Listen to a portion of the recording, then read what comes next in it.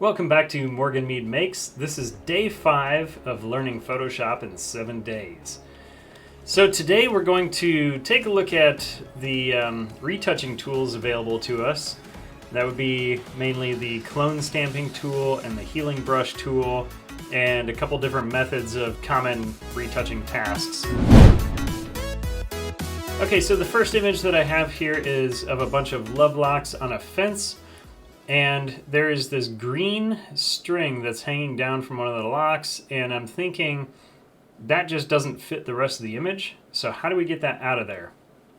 Well, the first thing that I always like to do is make a duplicate of the background layer. So Control J will duplicate the background layer. And that's just a safety measure so that we have the original to go back to. It's always good practice whenever you're retouching a photo just to have a duplicate of the original. It'll help you with layer blending and all kinds of stuff too if you need to. So we're going to find the clone stamping tool, which is just above halfway down right here. It is S on the keyboard. I'm going to click on Clone Stamp Tool. And what this does is lets you sample an area of the image and paint it onto another area. So if you hold in Alt, you get to choose the source that you're going to be painting with, and then painting like normal after that. So I'm looking at this part of the fence right here, the little metal part that is right behind the string. I need to find a part that matches that pretty well that I can use as my source. So I'm just going to go over to this next chain link right over here, and I'm going to select an area that looks like just about the same as this area. So probably right in here, and I'm trying to look at shadows and highlights and pick something that matches pretty well. Then I'm going to come over here and I'm going to put my mouse right in the middle because I sampled from right in the middle. Or I could pick right from the edge. Sometimes this helps you line things up a little bit better. So if your source is right on the edge, you can see it's going to paint starting with right on the edge. So I'm going to line that up where it looks like it fits, and then I'm going to start painting. And as soon as you start painting, it keeps its location relative to the source. So it does look like I got just a little bit of an angle there. So I'm going to undo that, and I'm going to find a different one. Maybe the angle is better over here. So I'm going to sample right on the edge. Click, Alt click, and I'm going to start painting just like that. All right, so it's not perfect, but it's close enough. And now what I can do is find a background that matches this. So that would be probably right in here. I'm just going to sample maybe this spot. Nope, looks like I got to go down a little bit more. And I'm just going to paint like that. Now, I don't have to get just perfect yet because there's other tricks up my sleeve. I'm just going to try to get a couple areas that look fairly similar. Now make sure you don't paint too far because, as you can see, you can repaint the entire image over there. But just enough like that. Yep, see I got some of the chain link right there. So I'm going to sample from here and paint that right here just to blend it a little bit. Maybe I'll take some of this. There we go. Now it's starting to blend together. To the untrained eye, this already works. Now we are going to blend it just a little bit better. Let's take this part right here and paint it right up in here. And this is just the clone stamp tool, so I'm just cloning this area over to this area. And I did get rid of the edge of that lock on accident. So instead of undoing it, what I'm going to do is shrink my brush down, sample from the edge down here, and just repaint that edge. Now I'm lifting up my brush after a very short time because I don't want to paint over my mistake and put the mistake up a little farther. Okay, just about like that. Now I could do the same thing down here with the edge of the chain link, just kind of repaint that a little nicer.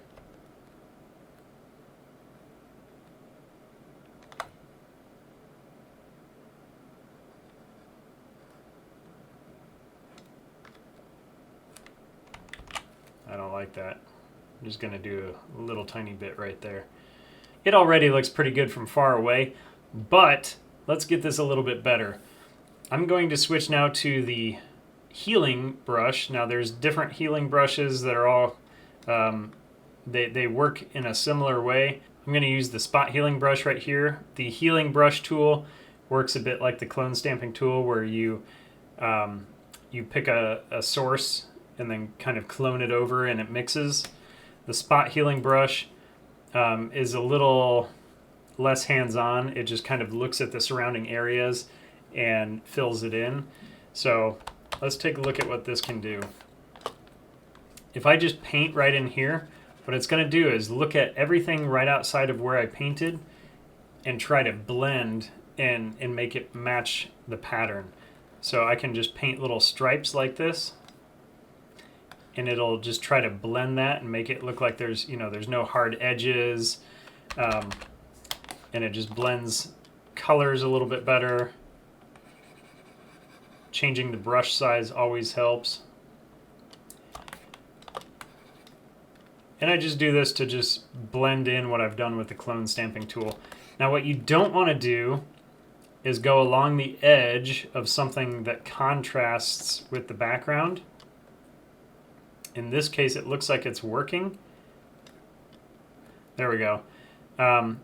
Because you'll get a background bleed into the foreground, or the foreground bleed into the background, and it won't look natural, because a lot of times it does not do well with high contrast edges like this. You can try a few different strokes and just see if you get lucky. That actually looks fairly good. Up close it doesn't hold up, but from back a ways it looks pretty great. Now I can use the same spot healing tool to fix some of these nasty spots on the rusty lock. I can just literally just paint right over it like that, and it fills with the computer's guess of what would be there. So you can get pretty loose with this, and you can also overdo it. If you do it too much, things start looking a little artificial. But on something like this, it works really well. All right, so let's see what else we can do with it. Let's say I've got this picture of Post Malone, and I want to get rid of the face tattoos. So how are we going to kind of de-age him to before he had these tattoos? Well, a good start might be the spot healing brush. So let's just kind of scribble away some of these tattoos. Where we might run into trouble is right next to the eyebrow, because at certain points it might try to pull in some of that eyebrow detail into the skin area. So that would be the trick with this, but we can always use selections to isolate certain areas too. You can see right here I'm having a little trouble. I have to paint over a few times to get the eyebrow out of the skin. Alright, so let's just continue. I'm just kind of doing little circles. I don't want to paint the whole thing all at once, because I want the computer to take this like little by little, and then I'll just go back over the parts that messed up. And painting your stroke in kind of a random pattern sometimes helps blend it and make it look more natural too. Alright, so we're definitely going to have some trouble close to the edge of his cheek. Actually, that worked out really well. I am thoroughly shocked. Hats off to you, Photoshop. You're awesome. Okay, little tattoo right there. See if we can get the barbed wire out of there.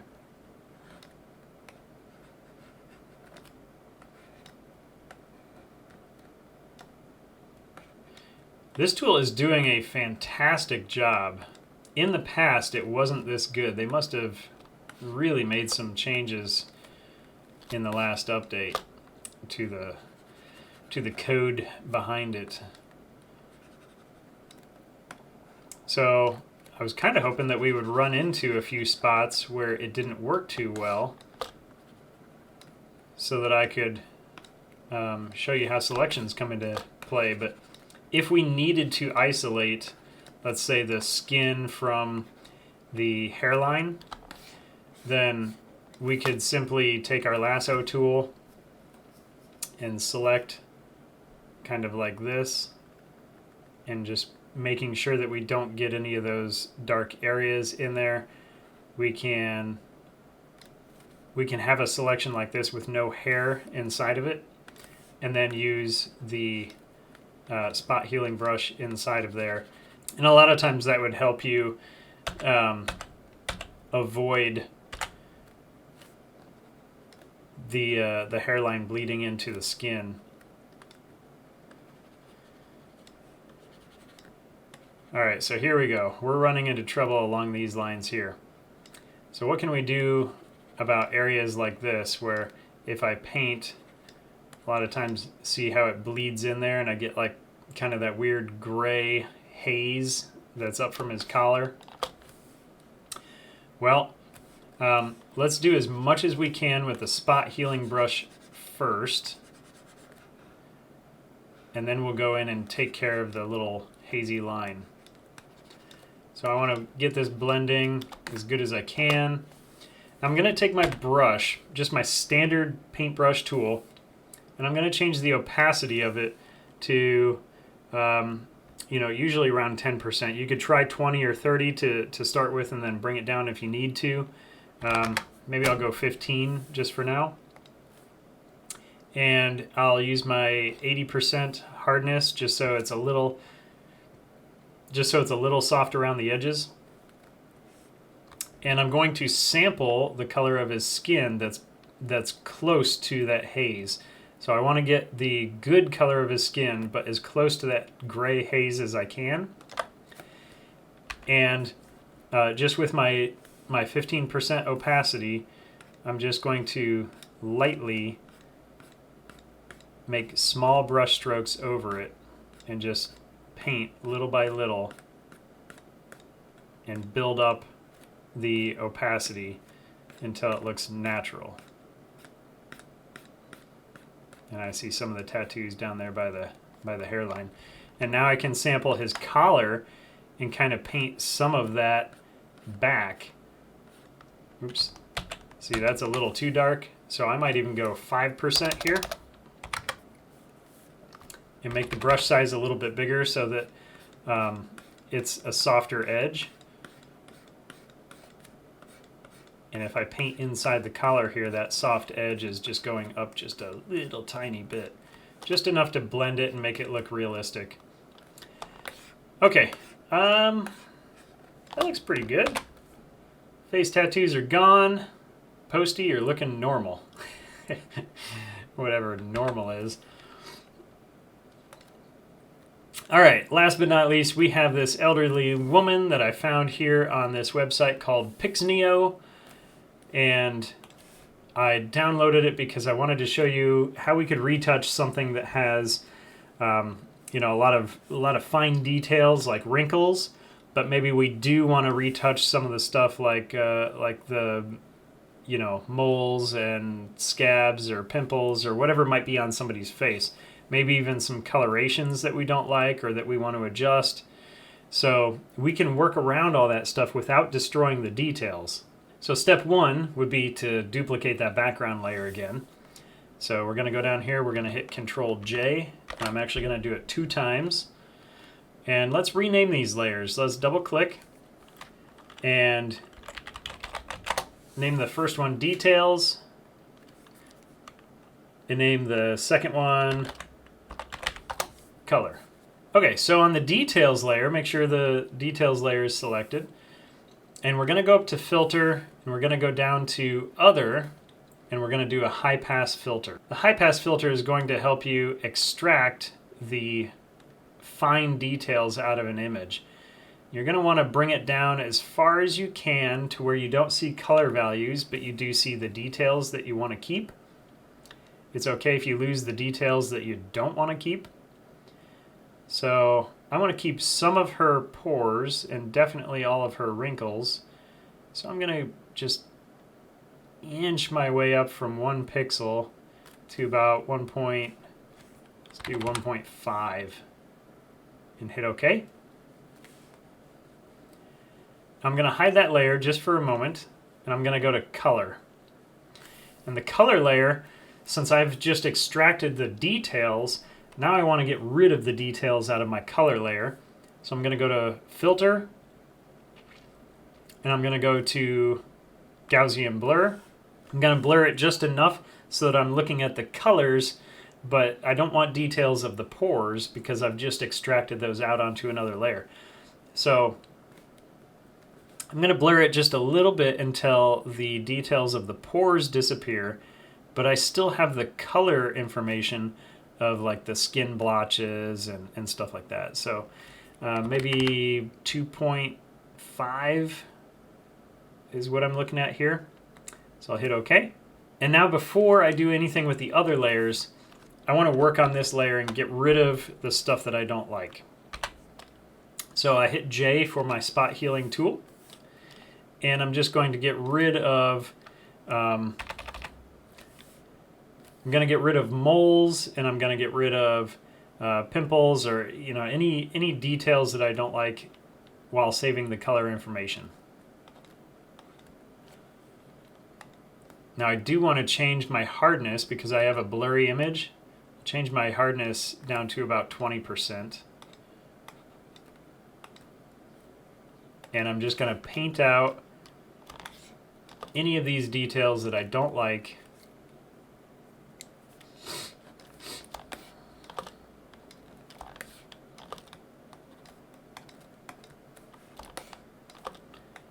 I don't like the redness in the nose here, so I'm going to just kind of smooth that a little bit into more of a skin tone color. I'm going to take out a lot of the high frequency details on the cheek area.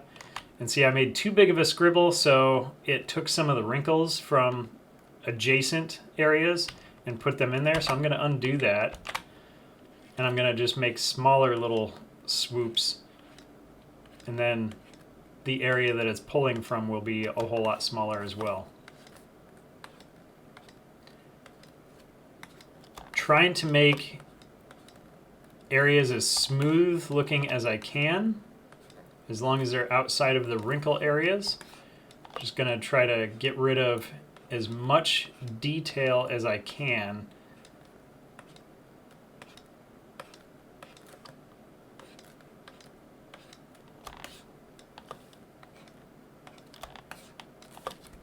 Even in the lips here, I'll try to get rid of some of the detail. Oops, that pulled in the wrong color. Okay, and then what I can do is take my brush tool with a soft edge, go down to about 16-ish, and I'll take my 10% opacity, and I'll just start sampling areas and just bring in some of that color. So I'm just dumbing down the highlights a little bit just to kind of bring more color in. I don't want to overdo it. I just want to do it really, really lightly,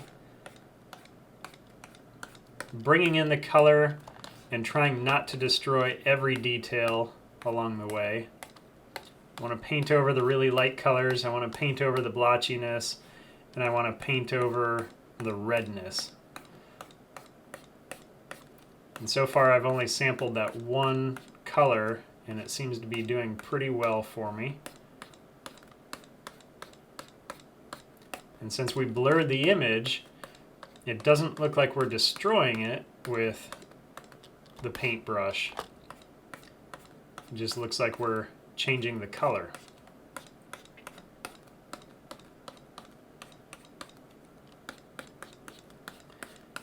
Alright, just gonna fix these highlights here just so she doesn't look so shiny.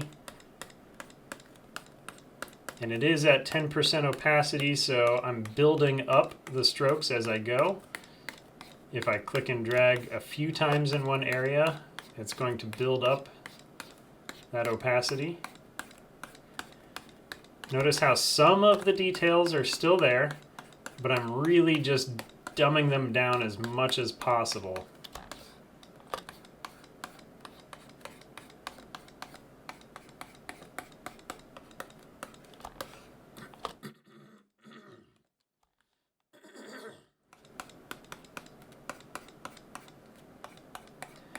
Putting some color back in the eyes.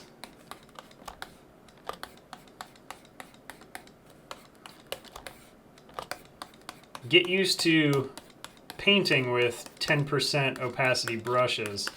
It's a very good trick to making things look realistic and to blending really well.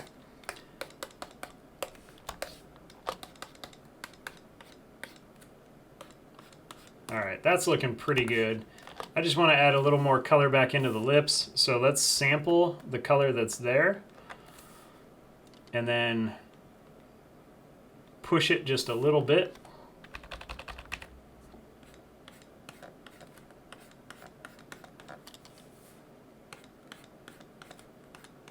There we go. And darken up some of the areas for sure. There we go. Okay, so a lot of the blemishes are cleaned up pretty well. The image is blurry, but we're going to use that to our advantage by adding details back in. Let's look at the details layer now. What I'm looking at is, are there any details that need sharpened a bit, or any details that need to be gone completely? So I did get rid of the color information for this mole, so now I need to get rid of the detail information for it too. So I'm going to get my spot healing brush back. I'm going to paint over, and I don't like how that looked because it didn't carry any of the detail in, so I'm going to switch back to my clone stamping tool, and I'm going to clone an area that looks similar. And I'm just going to paint that in right there. And I'm going to do a similar thing. Sample, paint, sample, paint. In as many areas as I can find that I want to fix up. And there's really not that many. Okay, maybe I want to sharpen the eyes a little bit. So let's get the lasso selection, and we'll just roughly select an eyeball. And I'm going to move over here. I'm holding in spacebar and clicking and dragging to move my image.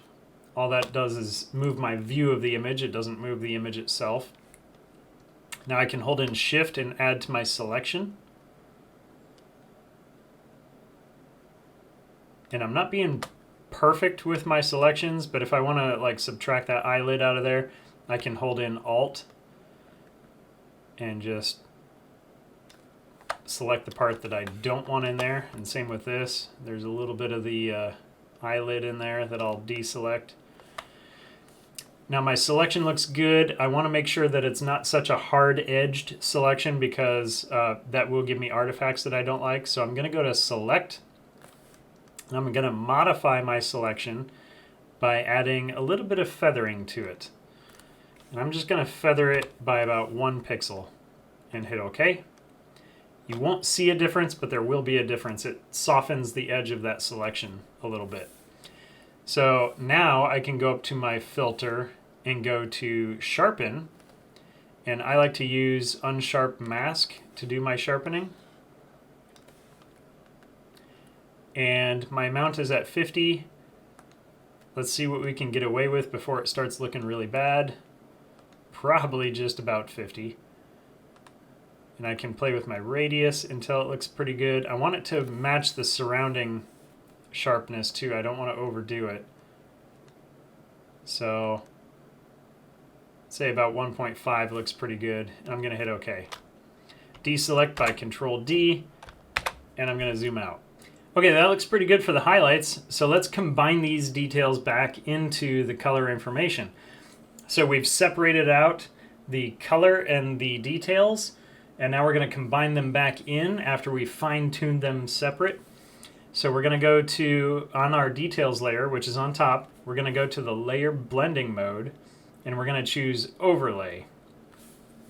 Now you can feel free to experiment with some other blending modes, like maybe vivid light is a little bit better because it's sharper, and I can arrow key through them just to see what they look like. And I think actually in this image I do like the vivid light blending mode more. And you can always change the opacity after the fact if you want to dumb down some of the details or whatever.